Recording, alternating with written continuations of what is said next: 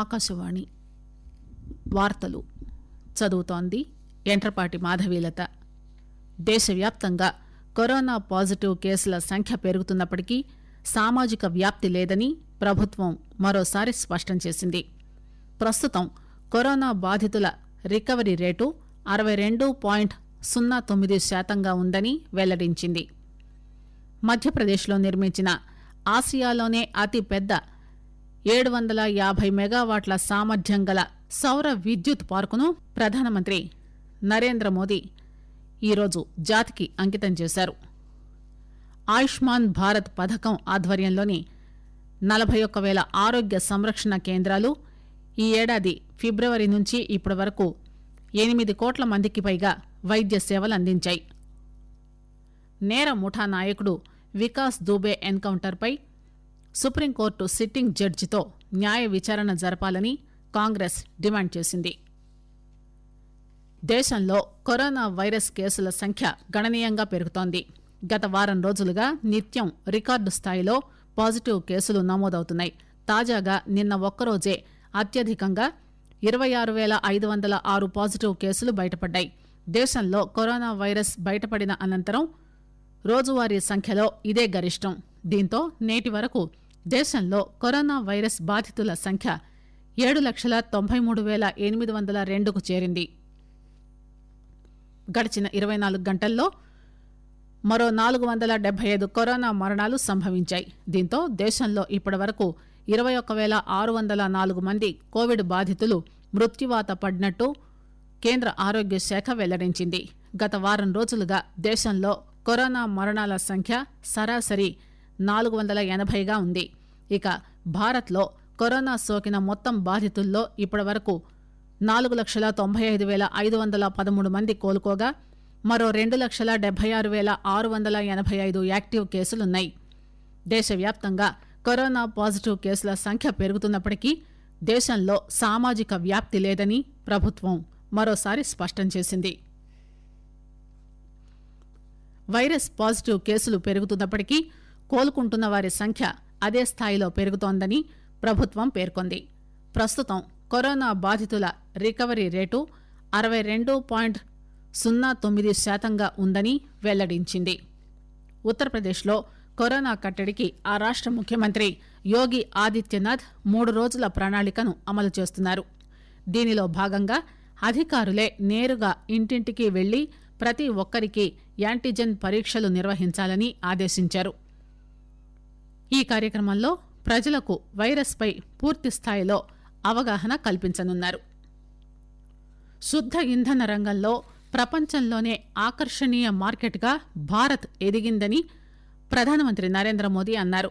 మధ్యప్రదేశ్లోని రీవాలో ఆసియాలోనే అతిపెద్ద 750 మెగావాట్ల సామర్థ్యం గల సౌర విద్యుత్ పార్కును నరేంద్ర మోదీ ఈరోజు ఆన్లైన్ ద్వారా జాతికి అంకితం చేశారు. సౌరశక్తి శుద్ధమైన, భద్రమైన, భరోసా కల్పించే ఇంధనమని, ఈ ప్రాజెక్టు పూర్తయినట్లయితే సౌర విద్యుత్ ఉత్పత్తిలో 5 అగ్రశ్రేణి దేశాల సరసన భారత్ నిలిచిందన్నారు. పర్యావరణ హిత విద్యుత్ వినియోగాన్ని ప్రోత్సహిస్తూ దేశవ్యాప్తంగా 36 కోట్ల ఎల్ఈడీ బల్బులను అందజేశామని ప్రధాని తెలిపారు. దీంతో డిమాండ్ పెరిగి ఉత్పత్తి పెరిగిందని, తద్వారా 6 ఏళ్లలో వాటి ధర 10 తగ్గాయని వెల్లడించారు.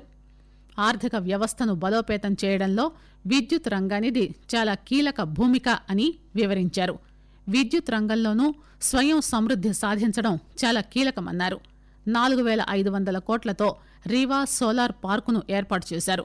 ఈ పార్కులోని 3 విభాగాల్లో 250 మెగావాట్ల చొప్పున విద్యుత్ ఉత్పత్తి జరగనుంది. ఈ ప్రాజెక్టులో 24% విద్యుత్తును ఢిల్లీ మెట్రోకు సరఫరా చేస్తారు. ఆకాశవాణి వార్తలు వింటున్నారు.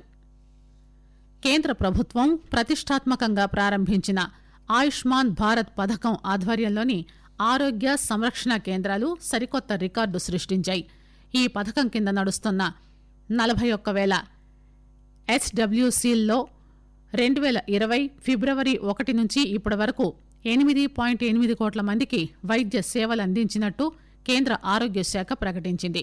కరోనా మహమ్మారితో విధించిన లాక్డౌన్ ఆంక్షలు ఉన్నప్పటికీ 5 నెలల్లో ఇంత భారీ సంఖ్యలో రోగులకు సేవలు అందించినట్టు వెల్లడించింది.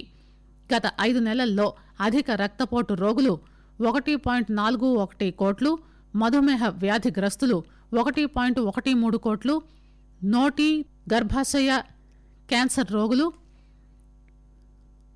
1.34 కోట్ల మందిని పరీక్షించినట్టు తెలిపింది. వీటితో పాటు కరోనా సంక్షోభం ప్రారంభమైనప్పటి నుంచి 6.53 లక్షల యోగా సంరక్షణ సెషన్లు నిర్వహించినట్టు పేర్కొంది. ప్రధానమంత్రి గరీబ్ కళ్యాణ్ అన్న యోజన, ఆత్మ నిర్భర్ భారత్ అభియాన్ పురోగతి గురించి కేంద్ర వినియోగదారుల వ్యవహారాలు, ఆహార ప్రజా పంపిణీ శాఖ మంత్రి రామ్ విలాస్ పాస్వాన్ ఈరోజు వీడియో కాన్ఫరెన్స్ ద్వారా మీడియాతో మాట్లాడారు. ప్రధానమంత్రి గరీబ్ కళ్యాణ్ అన్న యోజన, ఆత్మ నిర్భర్ భారత్ అభియాన్ అనే 2 అతిపెద్ద ఆహార పంపిణీ కార్యక్రమాలు ప్రారంభించారని, దీనివల్ల కోవిడ్ సంక్షోభ సమయంలో ఎవరూ ఆకలితో బాధపడే పరిస్థితే రాదన్నారు.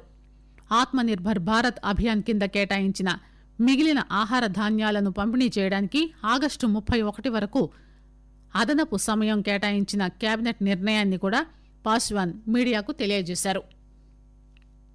రసాయన ఎరువుల మంత్రిత్వ శాఖ పరిధిలోని కేంద్ర ప్రభుత్వ రంగ fertilizers and chemicals Travancore limited ఈ ఏడాది మొదటి 3 నెలల కాలంలో ఉత్పత్తి, మార్కెటింగ్ రంగంలో ప్రోత్సాహకరమైన పనితీరును కనబరిచింది. ఎరువుల వ్యాపారం ద్వారా టాప్ అండ్ బాటమ్ లైన్లను మెరుగుపరచాలని కంపెనీ యోచిస్తోంది. ఎరువుల దిగుమతి కోసం ఇప్పటివరకు కంపెనీ 3 కొనుగోలు ఆర్డర్లు జారీ చేసింది. ఇందులో ఇప్పటికే 2 షిప్మెంట్లు భారత్కు చేరుకున్నాయి. ఇందులో 27,500 మెట్రిక్ టన్నుల ఎంఓపి, 27,500 మెట్రిక్ టన్నుల కాంప్లెక్స్ ఎరువుల షిప్మెంట్లు ఉన్నాయి. ఎంఓపికి సంబంధించిన 3వ షిప్మెంట్లు ఆగస్టులో భారత్కు వచ్చే అవకాశం ఉంది.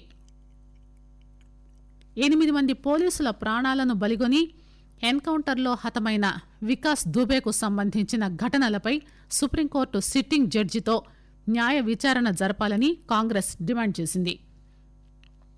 అప్పుడే ఉత్తరప్రదేశ్లో రాజకీయ నేతలకు, నేరస్తులకు మధ్య సంబంధాలేంటి వంటి విషయాల గురించి ప్రజలకు తెలుస్తాయని వ్యాఖ్యానించింది. కరడుగట్టిన నేరస్తుడు వికాస్ దుబే ఎన్కౌంటర్లో హతమవ్వడం వల్ల కొత్త ప్రశ్నలు తలెత్తుతున్నాయని కాంగ్రెస్ వ్యాఖ్యానించింది. దుబే అరెస్ట్ అయ్యి కోర్టులో నోరు విప్పితే రాజకీయ నేతలు, పోలీసులు, నేరస్తుల మధ్య సంబంధాలు బయటపడతాయనే భయంతో ఎన్కౌంటర్లో అతడిని హతం చేసి ఉంటారనే అనుమానాలు వ్యక్తమవుతున్నాయని కాంగ్రెస్ అధికార ప్రతినిధి రణదీప్ సుర్జేవాలా అన్నారు. 10, 12వ తరగతి ఫలితాలను సిఐసిఎస్ఈ విడుదల చేసింది. 10వ తరగతిలో 99.33% మంది విద్యార్థులు ఉత్తీర్ణత సాధించగా 12వ తరగతిలో 96.84% మంది విద్యార్థులు ఉత్తీర్ణత సాధించినట్టు సిఐసిఎస్ఈ వెల్లడించింది. ఫలితాలను తమ వెబ్సైట్లో చూసుకోవాలని పేర్కొంది. అనివార్య కారణాల వల్ల ఈ ఏడాది మెరిట్ జాబితాను ప్రచురించలేకపోతున్నట్టు బోర్డు స్పష్టం చేసింది. ఈ ఏడాది వేసవిలో నిర్వహించాల్సిన 10, 12వ తరగతి పరీక్షలు కరోనా సంక్షోభం కారణంగా వాయిదా పడి అనంతరం రద్దయ్యాయి. వార్తలు ముగించే ముందు విశేషాలు మరోసారి. దేశవ్యాప్తంగా కరోనా పాజిటివ్ కేసుల సంఖ్య పెరుగుతున్నప్పటికీ సామాజిక వ్యాప్తి లేదని ప్రభుత్వం మరోసారి స్పష్టం చేసింది. ప్రస్తుతం కరోనా బాధితుల రికవరీ రేటు 62.09% ఉందని వెల్లడించింది. మధ్యప్రదేశ్లో నిర్మించిన ఆసియాలోనే అతిపెద్ద 750 మెగావాట్ల సామర్థ్యం కలిగిన సౌర విద్యుత్ పార్కును ప్రధానమంత్రి నరేంద్ర మోదీ ఈరోజు జాతికి అంకితం చేశారు. ఆయుష్మాన్ భారత్ పథకం ఆధ్వర్యంలోని 41,000 ఆరోగ్య సంరక్షణ కేంద్రాలు ఈ ఏడాది ఫిబ్రవరి నుంచి ఇప్పటి వరకు 8 కోట్ల మందికి పైగా వైద్య సేవలు అందించాయి. ఆకాశవాణి వార్తలు సమాప్తం.